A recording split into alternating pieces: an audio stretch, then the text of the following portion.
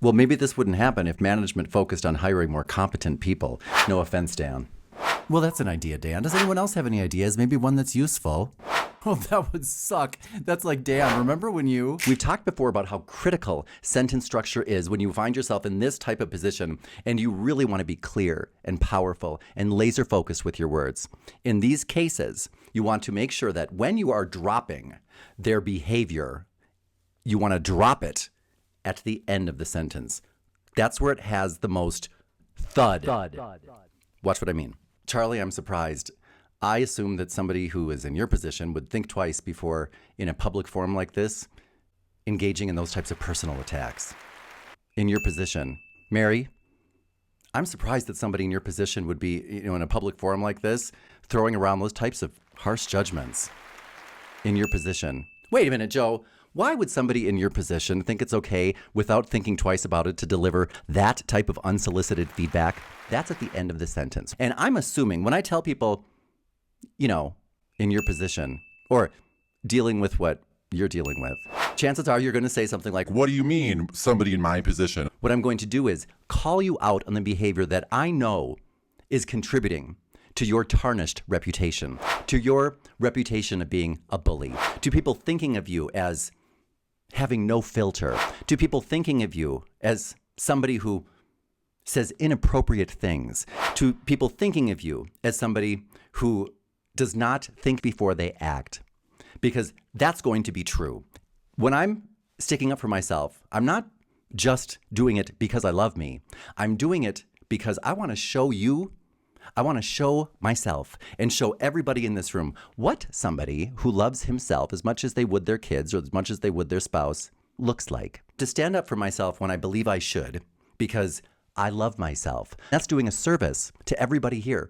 I can't think of anything more loving than that. Can you? If you can, put it in the comments below. Now, I don't want to say things like admit, because when I say you must admit, you admit to things that are wrong. You admit to a crime. You admit to something that's socially unacceptable. So I never want to say to people, unless it's appropriate, things such as, well, you must admit, blah, blah, blah. Because what I'm asking you to do when I say you must admit is you must agree that there's something wrong with, and then I'm going to tell you what you admit to. So I want to say something such as, well, you must be aware that it's precisely those types of comments that contribute to your reputation as irrational, to people thinking of you as someone who's judgmental, who loses focus easily, who's not to be trusted, somebody who gossips, is a bit unhinged, is somebody who's unprofessional, shady, is somebody who's unsafe.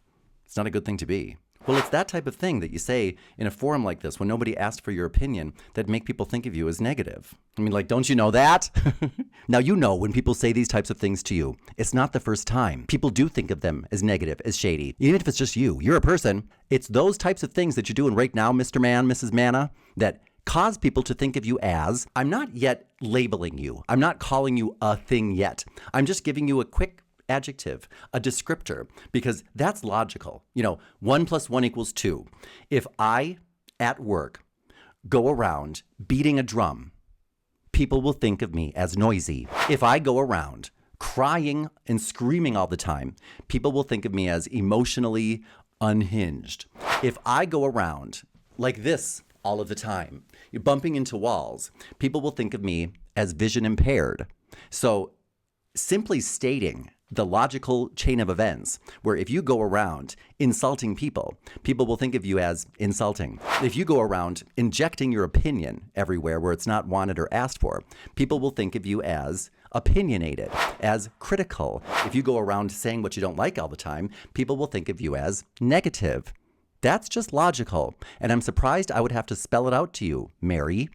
No. So if you're not already aware of that, I'll tell you that when you go around being negative, people will start labeling you as negative. Mary. See what I mean? I was just giving you my opinion. Clarify for people what the difference is between an opinion and unsolicited feedback. And this might be the place where I would label them. Instead of just giving them an adjective label, give them a noun label. For example, well, actually, Mary, let me clarify something for you. There's a difference between solicited feedback and unsolicited feedback.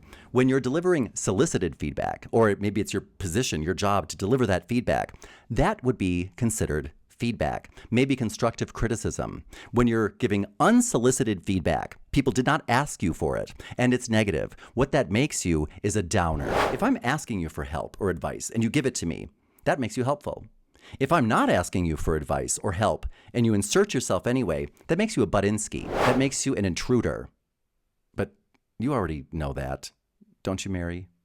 When you are using somebody's name at the end of a sentence like that, when you're already saying something to them that hurts, but they want to go there, use their name again, because that just solidifies, I'm in a position here and you're down there. Well, Mary, actually, if I were to ask you for help and I needed to know some things that maybe I didn't know before, about some behavior that I wasn't privy to at the moment, but I needed it to make an informed decision, and I asked you and you delivered it, that might make you helpful.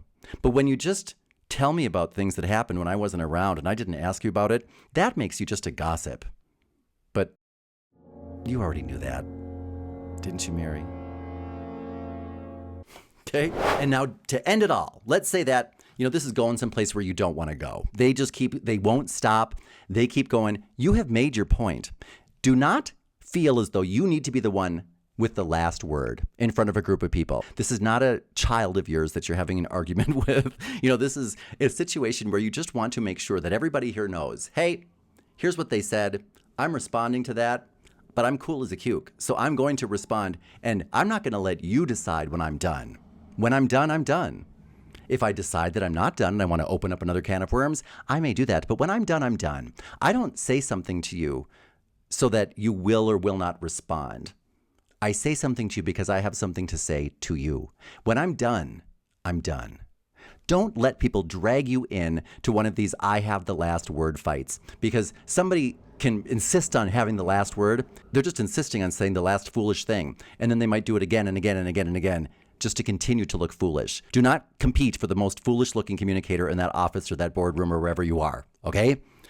So you might want to end it by saying something like, well, Mary, this is where I'm going to stop, because when I tell you things like this, I'm simply trying to remind you of things I think you already know. I don't want to waste anybody's time here, and I certainly didn't mean to put you so on the defense. You feel so unsure of yourself. You feel so insecure. Well, Joe, when I did that, which you're making a mockery of right now, I was just taking a risk to see if I could grow and be better. I don't mind doing that, and I certainly did not mean to call into question your manlyhood.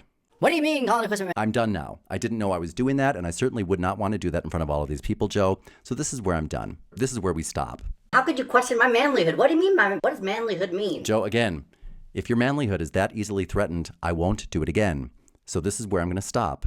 If you say my manlyhood one more time. Joe, again. If your manlyhood is that easily threatened, hey! I apologize. I did not mean to call your manlyhood into question in front of all of these people. Hey! So I won't do it again. I'm going to stop here. I apologize for threatening your manlyhood. Hey! When you find that point that gets to them, then that must be the real reason you're so upset. So I'm going to apologize because I didn't mean to question your manlyhood. Whether or not you're a good lover really shouldn't depend on whether or not you can defend yourself here in the boardroom. I'm sure that has nothing to do with what everybody tells me about your bedroom skills. And then use the broken record. Joe, again. When I brought that up, I was simply trying to maybe remind you of things I think you already know. I certainly was not trying to call into question your intelligence. So this is where I stop. Joe, again, I did not mean to call your intelligence into question. I'll stop here. Again, Joe, I think we should stop. I was not trying to call into question your intelligence, And then by the end of it, what will people walk away remembering? Boy, he really called Joe's intelligence into question. Boy, he really made Joe question his manlyhood. You know what I mean? So you want to make sure that you stay on message. And if you're able with what you say to stay on message, if you're able to throw them off their game and they get heated and they're easily thrown, well, I guess that just proved my point about how things like this, they're what really lead to people thinking of you as unhinged, So remember your phrases are going to be things such as, I'm surprised that somebody in your position wouldn't think twice before engaging in. I'm surprised that somebody, dealing with what you're dealing with doesn't think twice before they, or, Joe, I think there's a difference between solicited and unsolicited feedback, criticism, whatever it may be. But you do know that, don't you, Joe? Or, Mary, when I said or did that, I was simply trying to blank. I certainly did not mean to blank. Get your phrases down so that you can use them with strength, precision, clarity, and calmness. Because when I'm telling you these things, I might be doing it with a lot of pressure. I might be just about to burst. But if you practice it enough, you won't burst. You'll be able to deliver these phrases in a way that's truly helpful, that's doing not just them, but everybody a service. More importantly than anyone else, you're doing yourself a service because you're letting yourself know, don't worry, I've got your back. And what that does is teaches them how to care about themselves. It teaches other people how to be loving. I can think of anything more loving to do for you, for the person who's attacking you, and for everyone else who hears the tale of you and your bravery and how you stood up to those people and made it count.